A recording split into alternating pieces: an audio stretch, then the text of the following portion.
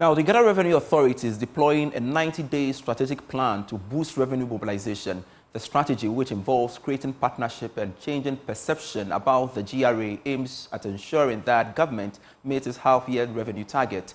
Commissioner General of the GRA, Julie Esiam, disclosed this to journalists after addressing staff of the GRA to introduce new commissioners to the staff. Now, she made this known during a celebration of the May Day.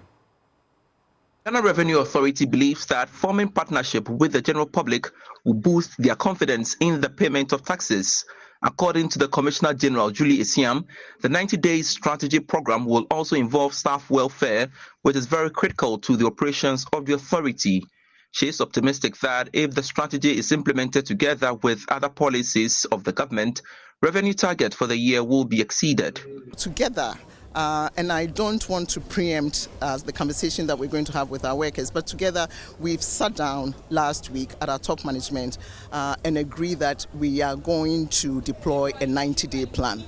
A 90-day plan to aggressively, or perhaps maybe the word is assertively, pursue our revenue measures. And revenue growth is fundamental to the 90-day plan.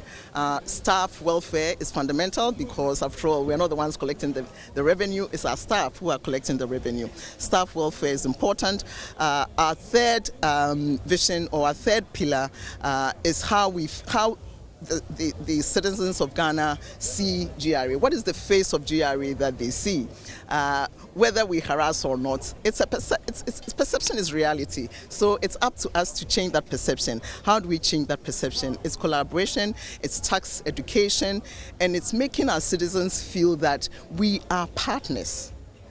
Speaking on behalf of the staff union chairman of GRA Workers Union, Theophilus Kwesi, appealed for a national dialogue on tax payment and incentive for citizens that comply with the tax laws. Could start from the cabinet having the resolve, parliamentarians all having the resolve that it is time for us to raise domestic resources through taxes.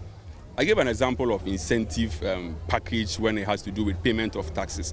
If you pick a country like South Korea, when they battled with their informal sector, they introduced an incentive package with a VAT, such that when you request for the value-added tax receipt, you are given some form of a rebate.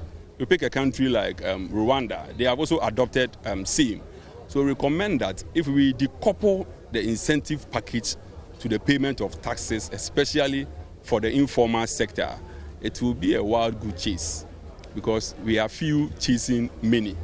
So that is why we are calling for this national dialogue to reorient our thinking and the way we do things in this country, especially in payment of taxes. The event also served as a platform for networking between members and new commissioners of the Ghana Revenue Authority.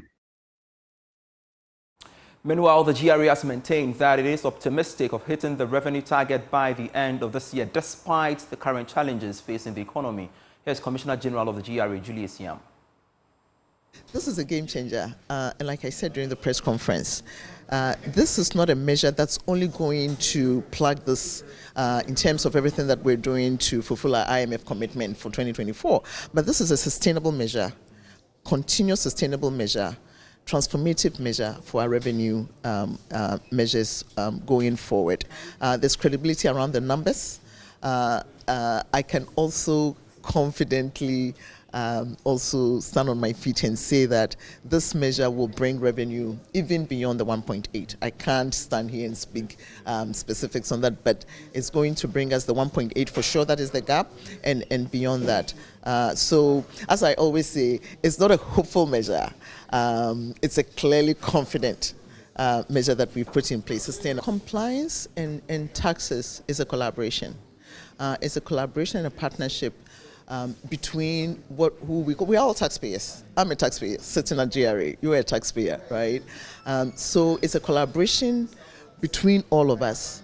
The taxes that we pay, or you and me pay, or taxpayers, for lack of a better word, pay, it's not money that just goes to the government. It's money that builds this nation. It's money for our education systems, it's money for our hospitals, etc. So we all have an obligation. But the obligation of the GRA, beyond just collecting the taxes, is to support our tax base, is to support our taxpayers in helping them to go through this assessment process or helping them to pay their taxes. Sometimes it could be just helping them with the accounting processes. It won't be the corporates. The corporates already have structures in place. But if we want to bring more into the tax net, individual taxpayers, how do we support them? All of that, I'm happy to say that my commissioners, dedicated commissioners, very knowledgeable commissioners, deputy commissioners, the GRA men and women are working diligently to put all these structures in place. They are in place already, we're just enhancing them. You would have heard that this year at our board retreat, we embarked and we publicly announced our collaboration with taxpayers to bring fairness into the process, to hear them out. We are together. It's a journey that we're embarking on together. So this is a big vision in terms of supporting our tax base.